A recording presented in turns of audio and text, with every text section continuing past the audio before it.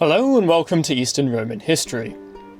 A problem of the late Roman Empire was its struggle to contend with the abuses of the administrative machine that Diocletian had put together after the near disintegration of the administrative system during the 3rd century crisis. The Theodosian and Justinianic law codes are full of laws that deal with provincial governors and officials extorting their subjects and bloating the administration with unnecessary functionaries. On the whole, a standard of acceptable conduct was maintained. If it didn't, the whole system would not have worked, but there were episodes of corruption, some minor exactions of extra surcharges, others outright villainy. The following story from 4th century Tripoli is one such episode from the latter category. Ammianus Marcellinus, Res Gestae, Book 28, Chapter 16. From here, as if moving to another part of the world, let us come to the sorrows of the African province of Tripolis, over which, I think, even justice herself has wept, and from what cause these blazed out like flames will appear when my narrative is completed. The Ostrani, who are neighbours to those regions, are savages, always ready for sudden raids and accustomed to live by murder and robbery. These were subdued for a time, but then they returned to their natural turbulence, for which they seriously alleged this reason. A certain man of their country, Stronghold by name, when he was wandering freely in our territory, it being a time of peace, committed some violations of the law, among which the most conspicuous was that he tried by every kind of deceit to betray the province, as was proved by most trustworthy testimony. Accordingly, he was burned to death. To avenge his execution, under the pretext that he was a countryman of theirs and had been unjustly condemned, like beasts aroused by madness, they sallied forth from their homes while Jovian was still ruling, and fearing to come near Lepsis, a city strong in its walls and population, they encamped for 3 days in the fertile districts near the city. There they slaughtered the peasants, whom sudden fear had paralysed or had compelled to take refuge in caves, burned a great deal of furniture which could not be carried off, and returned laden with immense spoils, taking with them also as prisoner one Silva, the most eminent of the local magistrates, who chanced to be found in the country with his wife and children. The people of Lepsis, greatly alarmed by the sudden calamity, before the evils which the insolence of the barbarians threatened should increase, implored the protection of Romanus, the newly promoted commanding general for Africa.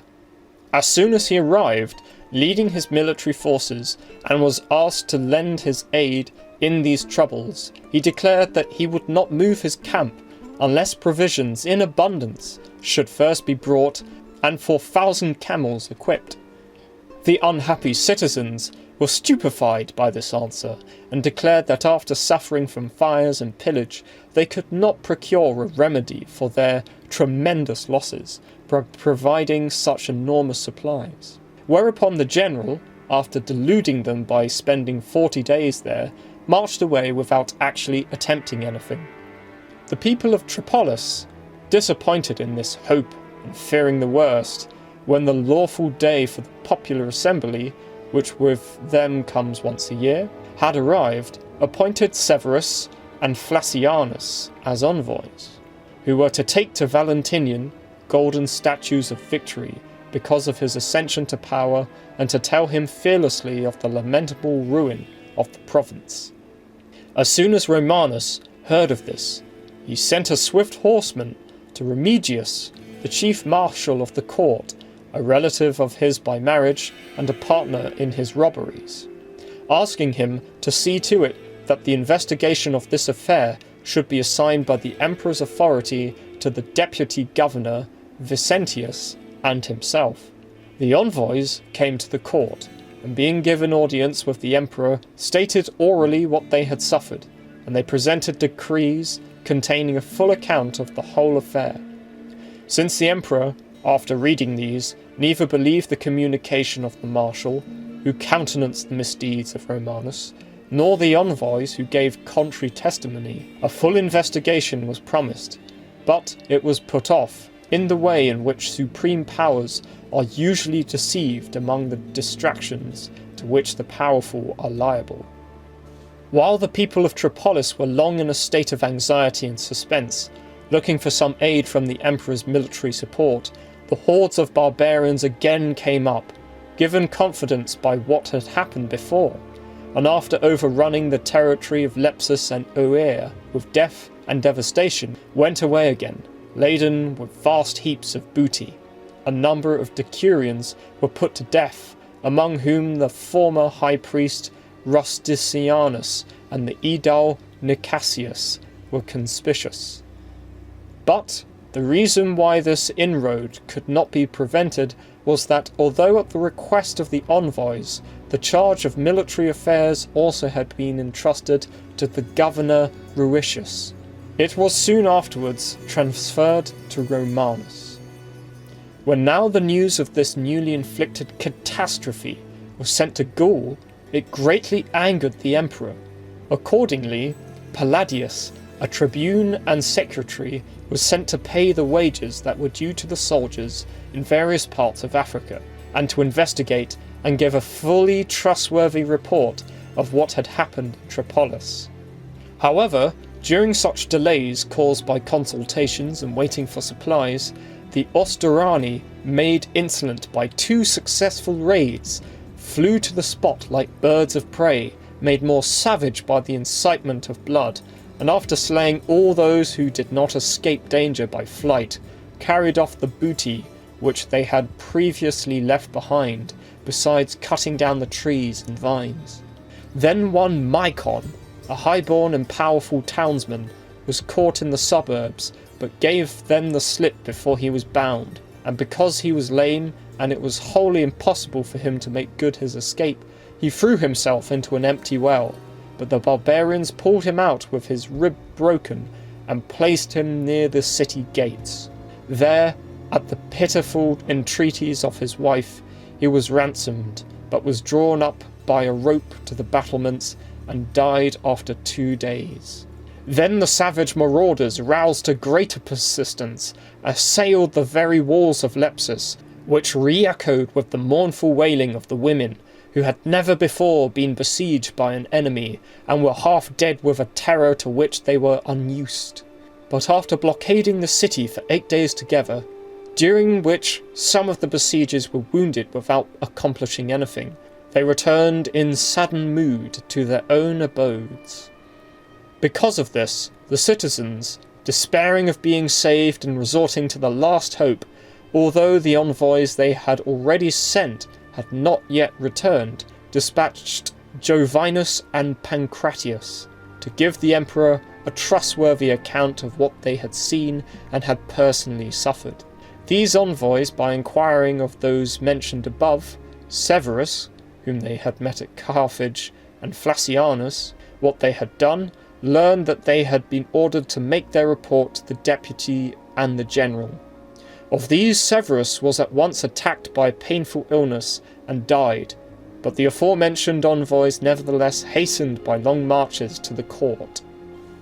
After this, Palladius had entered Africa, and Romanus, intending to block in advance the purpose for which he had come, in order to secure his own safety, had ordered the officers of the companies through certain confidants of his secrets that they should hand over to Palladius the greater part of the pay which he had brought, since he was an influential man,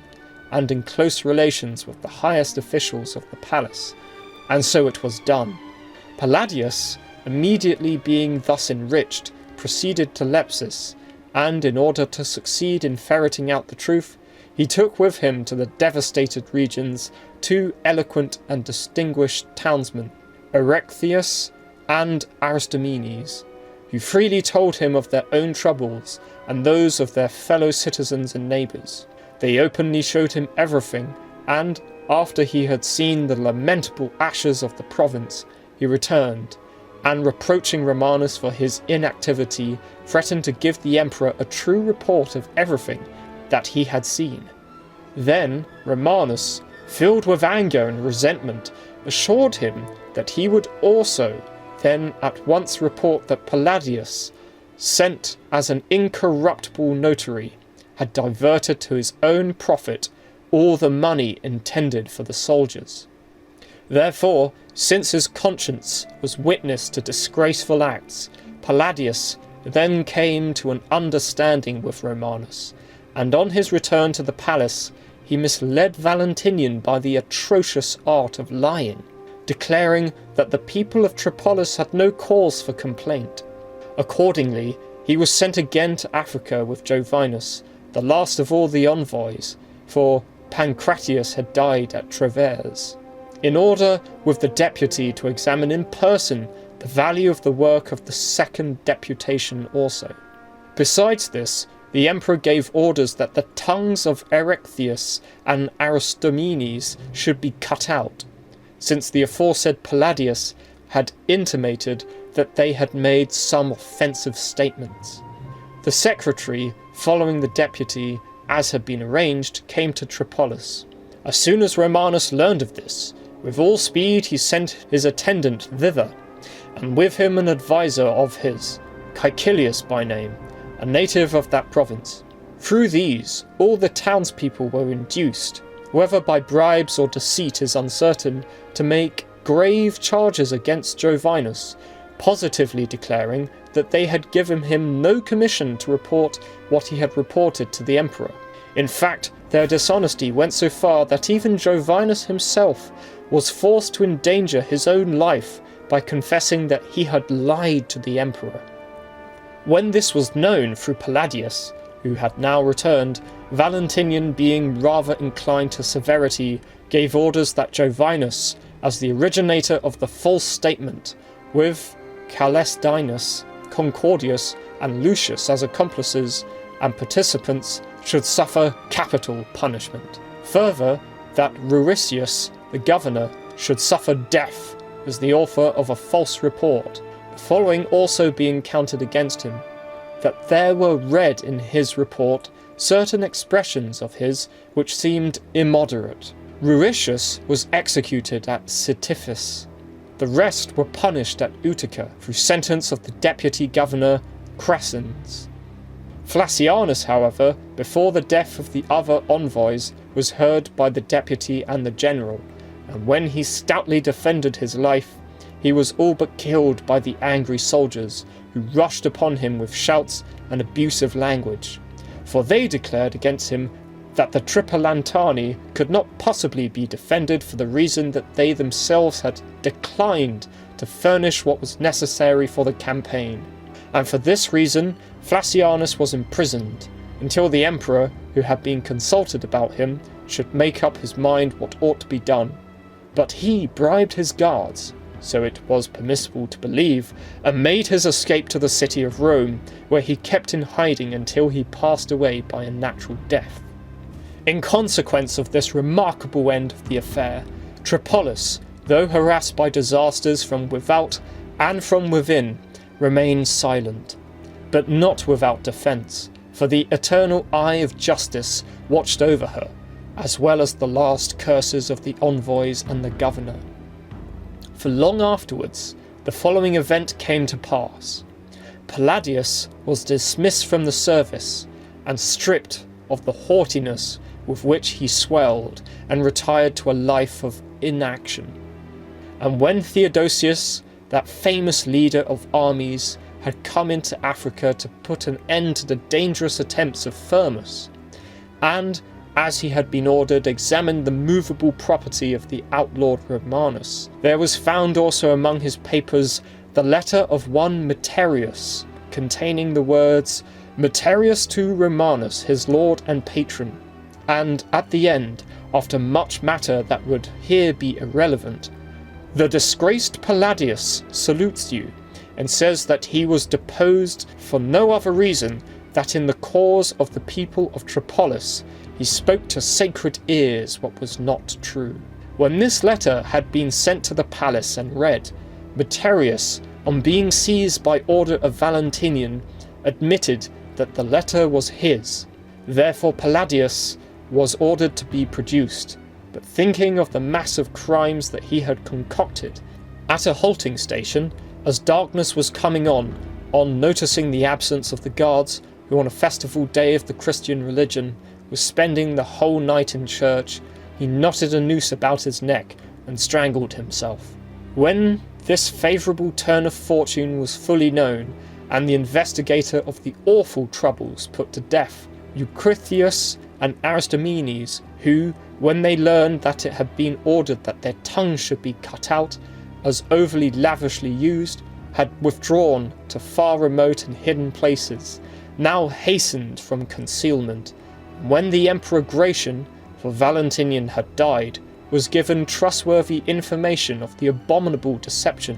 they were sent for a trial to the proconsul Hesperius and the deputy Flavianus. These officials, being men of impartial justice, combined with most rightful authority, having put Caecilius to the torture, learned from his open confession that he himself had persuaded his citizens to make trouble for the envoys by false statements. This investigation was followed by a report which disclosed the fullest confirmation of the acts which had been committed. To this no reply was made.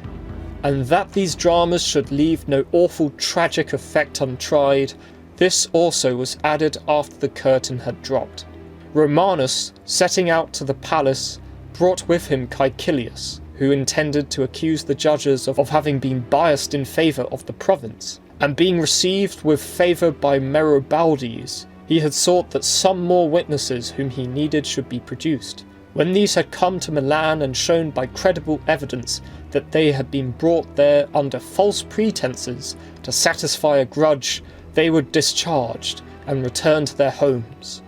Nevertheless, in Valentinianus's lifetime, in consequence of what we have stated above, Remigius also, after retiring into private life, strangled himself, as I shall show in the proper place.